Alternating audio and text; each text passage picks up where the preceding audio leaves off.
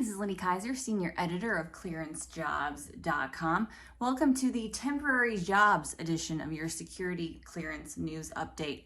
Coronavirus still in effect. A lot of people still working from home, seeing their offices closed down, potentially considering a few more opportunities to moonlight or take on a temporary job or assignment while they wait for something going on with their current employer. We have a great news article at ClearanceJobs.com that unpacks all of the considerations you need to keep in mind when you're considering a temporary job while holding a security clearance. We have the specific examples in there of individuals who have asked us in the past, hey, I've applied for a security clearance. I actually was notified that I have received my security clearance. I am still waiting for final onboarding from my current employer. Could I take a temporary job in the meantime?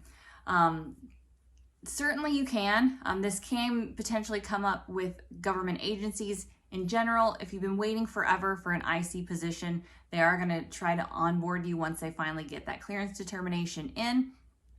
But you might have an instance where you would have a gap of employment. This shouldn't be happening for government contractors because they are actually, there are requirements that when they put somebody in for a security clearance, it says that they will be onboarding that person within 30 days.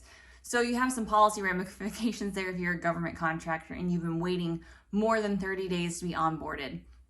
But say there's another scenario, you have a clearance, you maybe have employment prospects down the road, but you're in between assignments. This is one area where I have to violate my cardinal rule, where I say that forgiveness is better than permission. In this case, permission is the only path to forgiveness because you really need to ask permission of both your current employer, let them know, hey, I have my clearance, I want to use my clearance to obtain another cleared job. And then also let the current employer you're applying for a temporary job with know, hey, I have another position, I'm waiting for other employment here, or I have another full-time job here and I'm moonlighting, these are the hours that I have. The only caveat that we certainly note in the article and then always to keep in mind is that, again, if you're considering a temporary job while you await a government onboarding process, you certainly can accept a contract temporary assignment if you have any security issues during that time.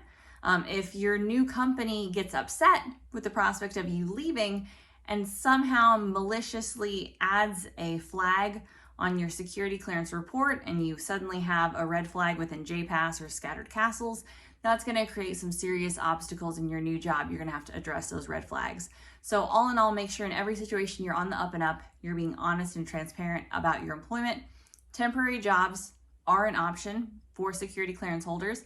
There are temporary jobs and assignments out there. Just make sure if you're currently employed or if you're in an onboarding process or if you're waiting for a position, you're upfront with that employer. You're also upfront with the temporary employer and let them know about the details of your full-time job. So go forth, temp hire. Just make sure that you're communicating well with the government, with your contractor, with your security officers about that employment. Thanks for watching this week. Bye.